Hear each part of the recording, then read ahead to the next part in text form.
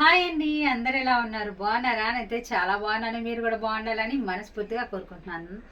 ఇప్పుడైతే వచ్చేది ఎండలు కాబట్టి చల్లగా ఏదైనా తినాలనిపిస్తుంది.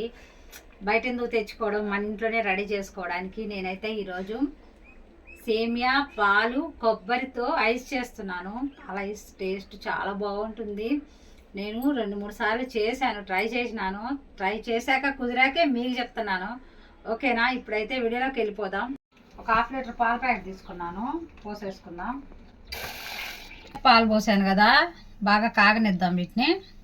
పాలను చూసారా, చాలా చిక్కగా కాగబెట్టాను నేను. పాలు అయితే బాగా మరిగిపోయాయండి, చిక్కగా అయిపోయేదాకా ఉంచేసుకున్నాను. షుగర్ అయితే నేను 1 కప్పు తీసుకున్నాను, ఈ కప్పు వేసేసేద్దాం. ఇప్పుడైతే చక్కెర బాగా మెల్ట్ అయిపోయింది, కరిగిపోయింది పాలలో. ఇప్పుడు దించేసుకుందాం పాలు. కొంచెం నెయ్యి వేస్తున్నాను, కొద్దిగా. అయితే సేమియా వేయించుకుందాం. కొబ్బరి తురుము పెట్టుకున్నానండి, కొబ్బరి కూడా వేసేసుకుందాం. జీడిపప్పు సేమియా బాగా వేగిపోయింది కదా, వాటర్ వేసేసుకుందాం. చూడండి, బాగా ఇలా కలిసిపోయింది. స్మెల్ అయితే భలే వస్తుంది. ఇప్పుడు దించేసుకుందాం. నేనైతే ఇటువంటి టీ కప్పుల్లో పోసుకుంటున్నాను. నా దగ్గర అయితే ఐస్ చేసేవి లేవు. ఇట్లాంటి టీ కప్పులతో మాత్రమే చేస్తున్నాను నేను.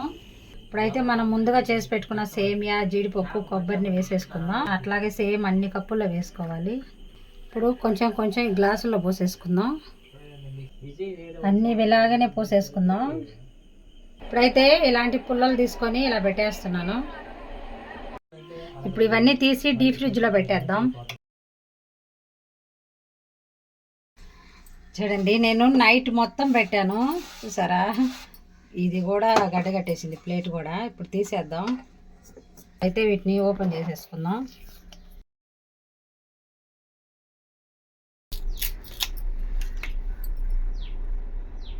చూసారా ఐస్ అయితే ఎలా రెడీ అయిపోయిందో. మనం ఏం వేయలేదు, పాలు, సేమియా, జీడిపప్పు అవే వేసాం, కొబ్బరి అవే. మనకి హెల్దీ కూడా. ఇవేమన్నా కెమికల్ వేస్తారని కూడా భయం లేకుండా మనం ఇంట్లోనే ఉన్న వాటితోనే నార్మల్గా ఐస్ అయితే చేశాను. చిన్నపిల్లలకు కూడా పెట్టొచ్చు, సూపర్గా ఉంటుంది టేస్ట్ కూడా. ఓకే అండి, మా వీడియోస్ కనుక నచ్చినట్లయితే లైక్ చేయండి, షేర్ చేయండి, సబ్స్క్రైబ్ చేసుకోండి.